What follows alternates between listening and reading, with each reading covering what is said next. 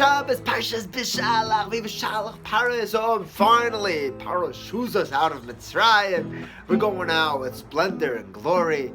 Okay, we had a few hiccups along the way with the Yam Suf and almost being annihilated. Okay, we're surrounded on all sides. The Egyptian Malachim were coming down, Cyrus Shalisov, and you have the wild animals, the beasts in the deserts, and the Egyptians shooting their arrows into the Anania covered. We have a Yam, Nachshon ben Aminodov. Nachshon doesn't mean a Nachash. A big thank you to my Abazay that he brought me to Shurim from David Feinstein, Zechet Tzaddik Kodesh L'Bracha, a number of times. And once, one of these weeks was Parshas Beshalach, and he asked, what kind of name is Nachshon? Nachshon? It sounds like a Sherish of Nachash. Nachshon ben Aminodov, he was a Nasi, he's a Chashaviyid. He's the trailblazer into the desert, into the Yam Suf. Sorry. He said Nachshon is a lashon of a wave. Yeah, look it up. It's real. Yeah. Nachshon means a wave. Yeah, he was the one that jumped into the waves.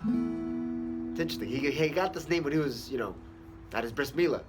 But his destiny was already through that Ruach HaKodesh. When you name a kid, he had it in him to be riding the waves. Oz Yosher Moshe.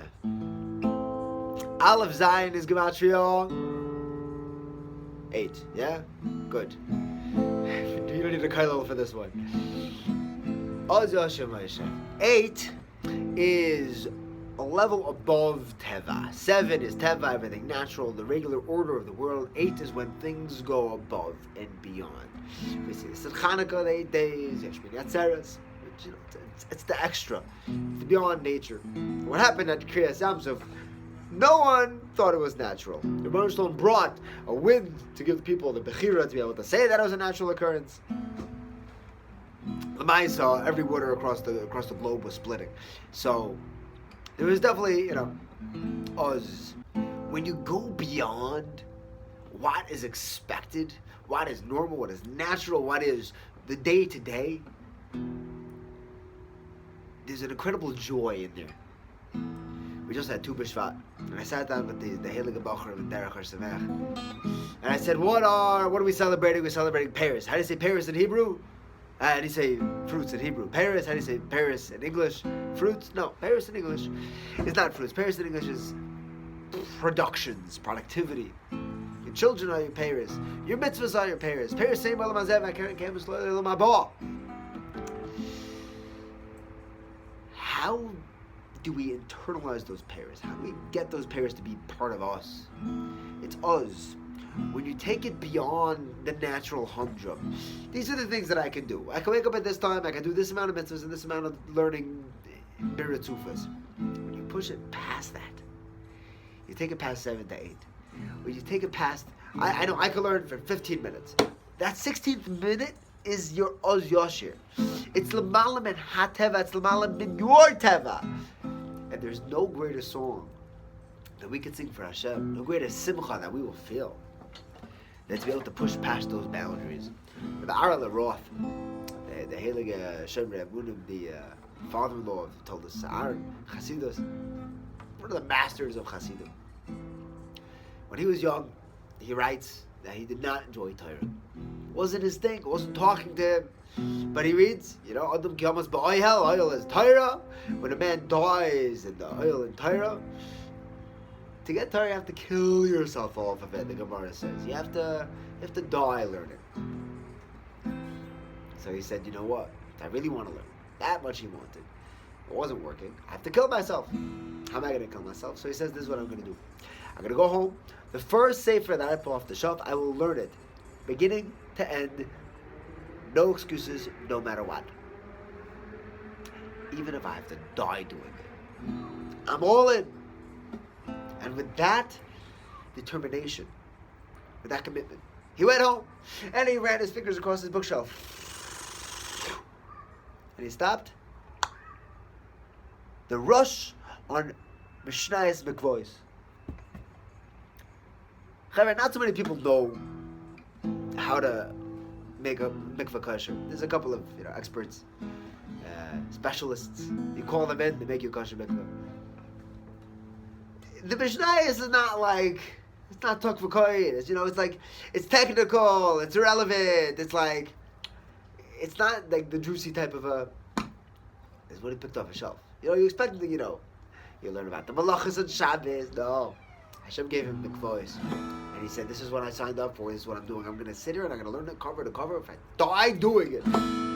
And he says, "I mamish died." He said, "Every word I could taste the tam misa. It was death, and it was torture." And he said, "I turned page after page, and it was just." In my words, it was horrible. He says it was just a torture. I was dying. Yom was boiled. And he said, I finished it. I closed the sefer, gave it a kiss.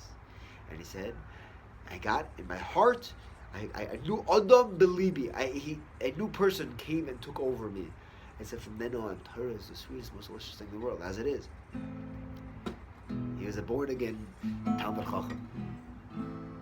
It's when you push past nature is where you get to the Az Yashir. The Rebbeinu Shalom in Mitzrayim, he did it for us. He showed us how it's done. He showed us how the dynamics. How does this work? Now it's our job.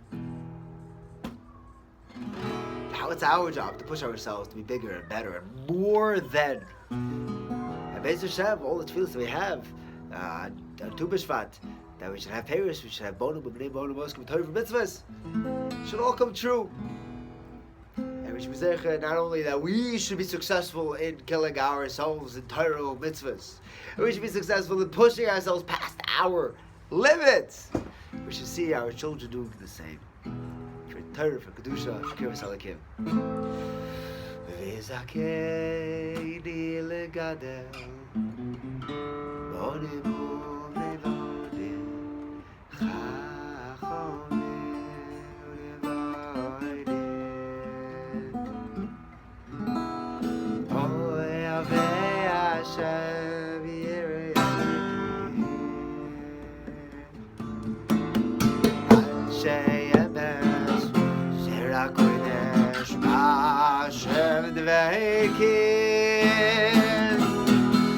Uvehir v'so'olam B'torah v'asif toivim Uvecham meleches avodas haboirem Umeir v'so'olam B'torah v'asif toivim Uvecham meleches avodas haboirem.